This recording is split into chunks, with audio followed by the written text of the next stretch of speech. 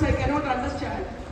But overall I understood that he was talking about Mahakavi Bharatiyar and the way he was loving the Tamil language as well as to the society, important, like the various aspects of society and the systems and customs and tradition of Tamil Nadu, I think so.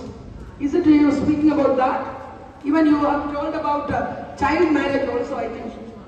Yeah, child marriage is prohibited, as you know. So he was talking about some incident about some child marriage and the other, the way the Bharatiyar has treated or considered Tamil, how it is important. And every Tamilian, every one of us have to learn Tamil and respect Tamil and utilize the importance, the heritage of Tamil. That was he said. I think every one of you understood, maybe one or two people who are not from Tamil Nadu, who has yet to learn Tamil, they may not be knowing it. So when is your final, how many rounds over?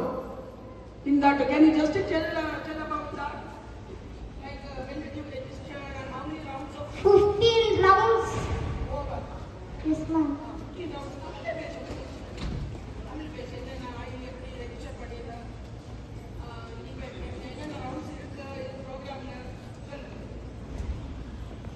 இது எல்லாருக்கும் தெரியாது அவ்வளவா தமிழ்ன்றது.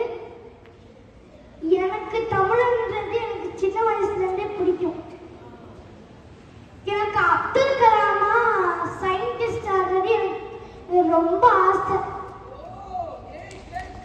பேச்சாளராகவும் ஆகணும்னு ஒரு ஆசை. அது என் அம்மா ஒரு பேச்சு போட்டிக்கு போய் காசு கிடைக்கும். ஏன்னா அவங்க ரொம்ப ஏழ்மையில இருந்தாங்க. அவங்க கனவு பேச்சாளராகும். அவங்க விட்ட கனவு நான் பிடிக்கணும் என்னை இங்க சேர்த்திருக்காங்க.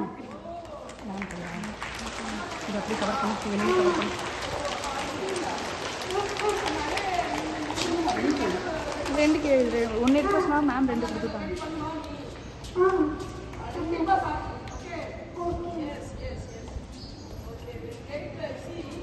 You understood, his mother wanted to become a great pechalar, I mean a speaker.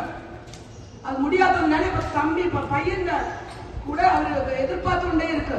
She is waiting. Definitely you can make your mother's dream come true. Okay, we all will pray for you. Okay, continue with all your effort. You definitely you will achieve. You want to become a scientist like Abdul Kalam. Oh, definitely wish you all the best. May God bless you. He also wanted to see that.